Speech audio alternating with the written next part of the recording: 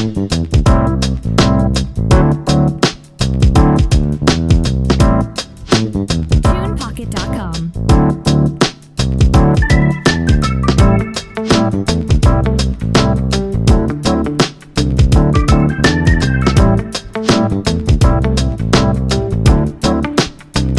TunePocket.com.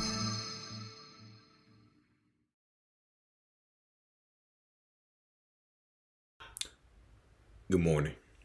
Good morning and welcome to the Sean Farrell podcast. I am Sean Farrell.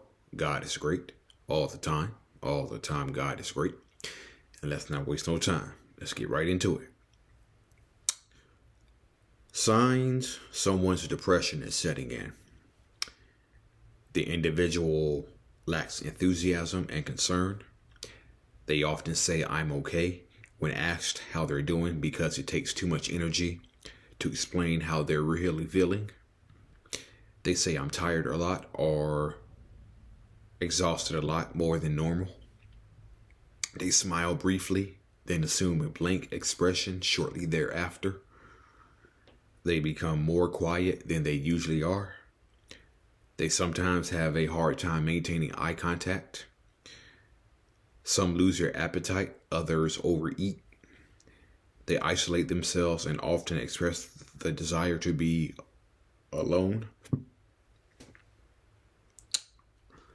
They struggle to remain in conversation. They become emotionally distant and easily distracted.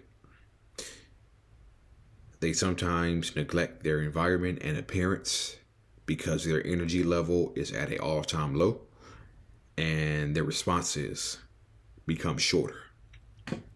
So I'm going to talk about a few that I just read off that I can relate to. What are some of these that you all relate to? What are some of the reasons, or what are some of the reasons that I read off that you can relate to? They often say, "I'm okay," when asked how they're doing because it takes too much energy to explain how they're really feeling. For instance, when I'm on my route and I go and pick up, often when you come in, they're going to ask you, "How are you doing?"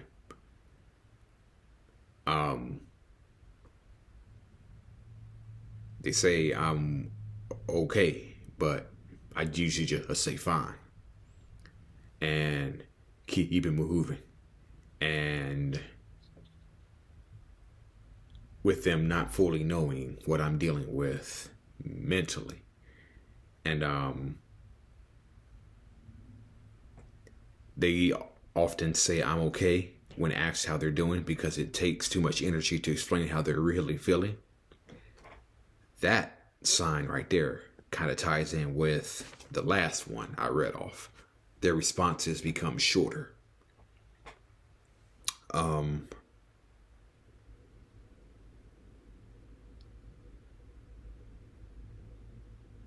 They become more quiet than they usually are. Socially. This could be physically and socially. And so often, when you've gone quiet, for people who deal with depression, so often when you've gone quiet, when you have not talked to your best friend, when you have not talked to people close to you, or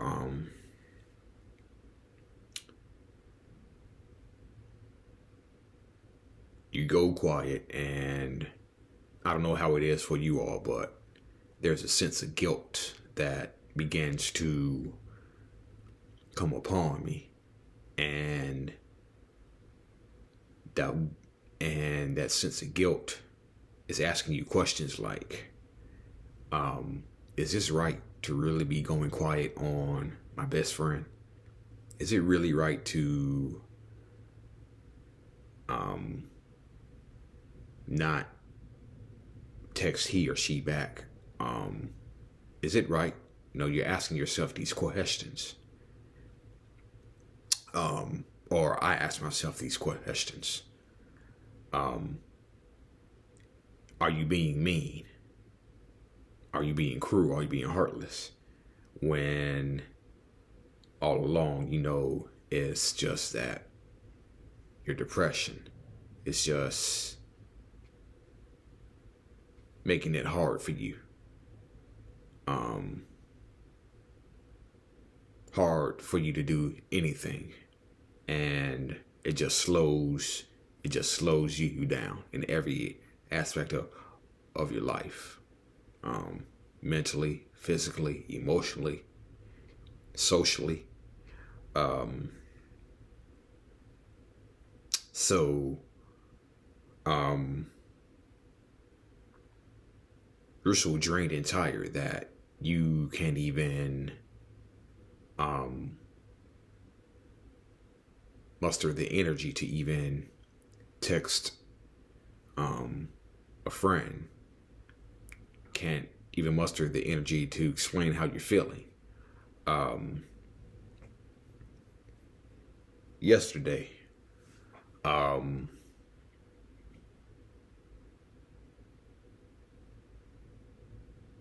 for me, I can see something. And I can see or hear something, and it'll immediately drain me. Or if I'm already drained, it'll drain me even more. Yesterday I saw something at work, and it was towards the end of the day, and I just saw a bunch of empty boxes on the warehouse floor. Saw a bunch of empty boxes, and that just drained me even more. Anything can drain me.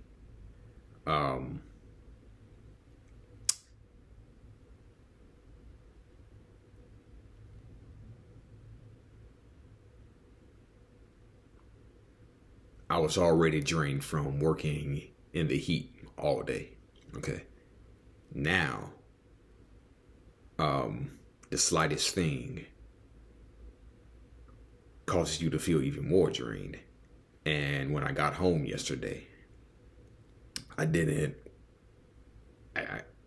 want to take a shower. I did not want to take a shower when I got home yesterday. I just wanted to say my prayers, go to bed. Say my prayers, go to bed. But I could not do that because that's not part of my taking a shower. That's part of my bedtime wind down routine. And so I didn't feel like it. But I got into the shower. And it was about 5 minutes in where the water began to feel like it was 10 pounds heavier. And I could not wait to get it out. I could not wait to get out of the shower. I could not wait to get it out.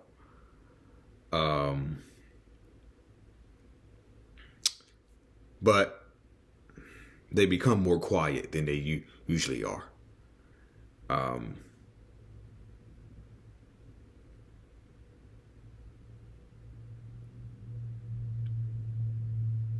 This applies when I'm at work. My first job specifically, some days is 85-15, 85% focus, 15% depression.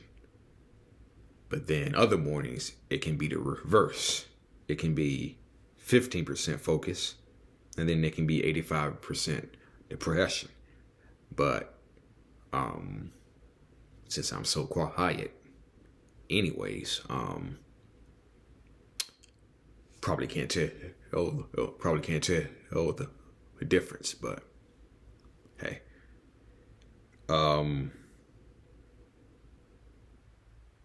let's see. They sometimes have a hard time maintaining eye contact, and I can tell you now, I rarely maintain eye contact.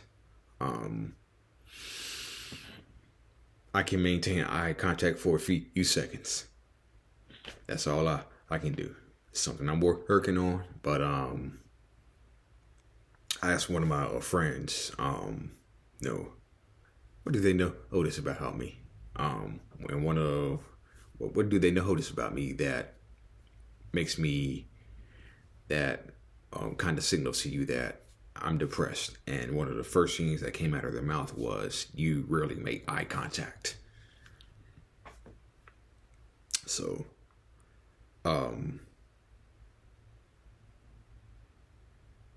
they isolate themselves and often express the desire to be alone.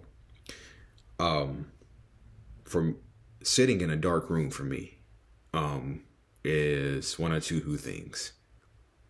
Is actually one or two things. One is it can be peaceful for me. It can be peaceful for me. Like yesterday, came home,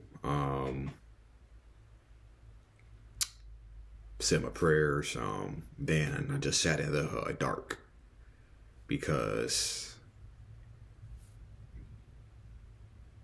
just sitting in the dark, getting that peace and quiet, that's relaxing. That's relaxing. But other times it can also be a sign of I'm in a dark place mentally. They isolate themselves and often express the desire to be alone. They become emotionally distant and easily distracted. In that case, what that means is becoming mentally checked out. How many times have I done that? How many times have I done that professionally and personally? They sometimes neglect their environment and appearance because their energy level is at an all-time low, which mine was yesterday. Again, really didn't have the energy to take a shower. And after I got out of the shower, I became even more tired. My energy level was even further decreased. And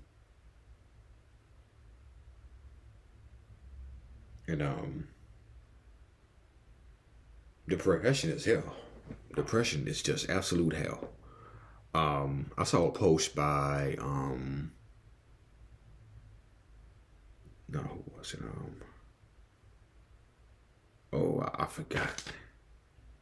It's a blogosphere I follow on Instagram. It's not the Depression Project, but maybe it'll come back to me. But I saw a post that said perks of having the oppression, and then you see like those little things, those little lines when it's loading, like.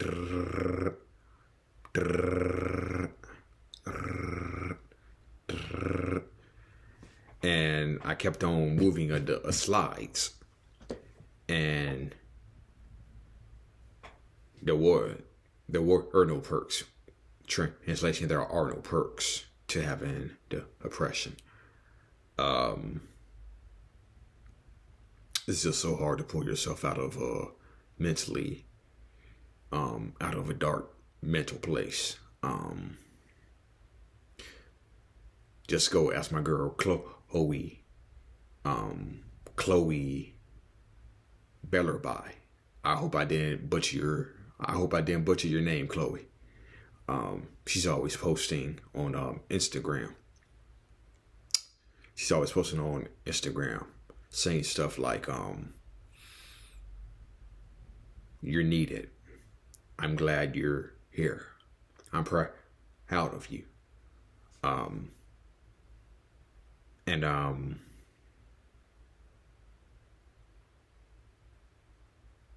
somebody out there needs to hear that. Somebody out there needs to hear that. You're needed. I'm proud of you. The world is a better place with you. 988 hope. There's always hope. If you're feeling distressed, trust me when I say this, your life is worth a phone call to the 988 suicide prevention line. Your life is worth a phone call, okay? If you're feeling distressed, if you just want to talk, this right here, 988 988 hope. There's always hope. It just might save your life. Just might save your life, okay? All right? Okay? All right. So, this has been the Sean Farrell podcast. God is great all the time. All the time, God is great. Hope everybody has a restful, wonderful, peaceful, tranquil weekend. I know I will, because I'm about to take a nap. And so, see y'all on the next one. I'm out. Peace.